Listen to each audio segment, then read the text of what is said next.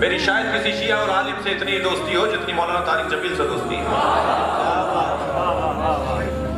میں اس مزاج کا نہیں ہوں، غلط فہمی نہ ہو کسی کو، کسی سنی بھائی کو بھی اور کسی ادارے کے بندے کو بھی اور کسی شیعہ کو بھی.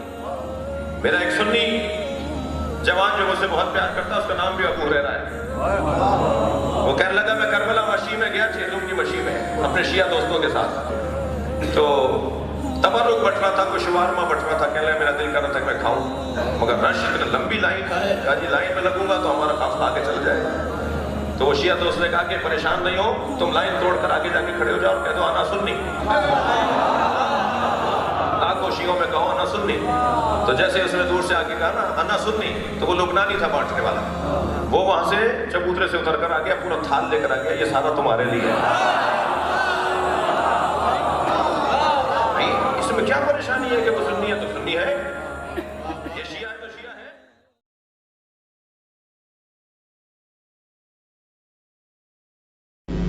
خاک پر سجدہ، سجدگاہ ایک ایسا عنوان ہے کہ جو قرآن و سنت سے ثابت ہے.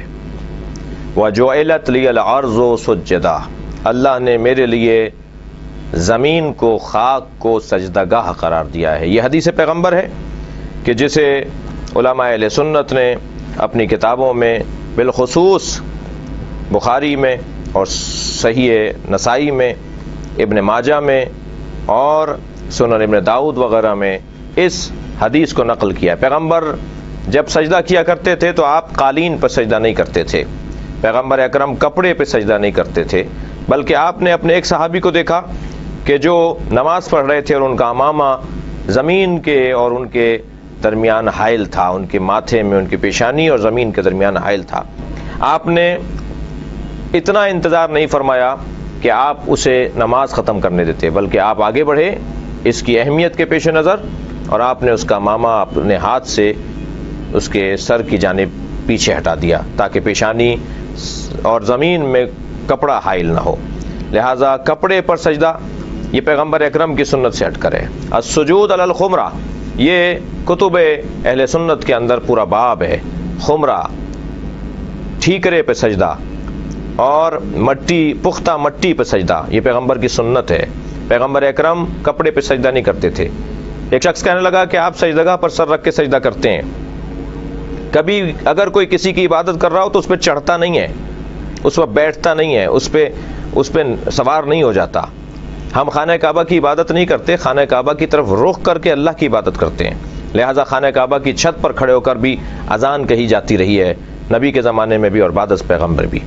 اسی طرح اگر سجدگاہ، جو خاک جس پر ہم سر رکھ کر سجدہ کر رہے ہیں، اگر ہم اس کو سجدہ کر رہے ہیں تو کبھی بھی اس پہ سر نہیں رکھیں گے، بلکہ اسے اپنے سر سے آگے رکھیں گے، تب جا کر اس خاک کا سجدہ شمار ہوگا.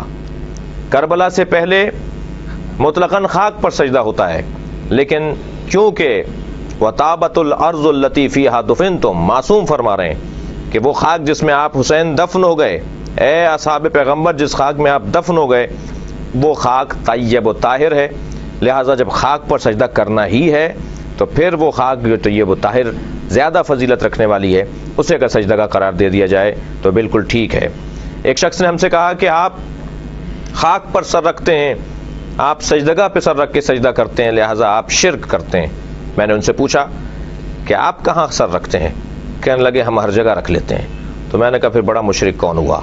جو ہر جگہ سر رکھ لے اس کے اوپر تو کوئی اعتراض نہیں، اور جو مخصوص جگہ پر سر رکھے اور پاک اور خاک پر سر رکھے اسے مورد الزام ٹھہرا جائے.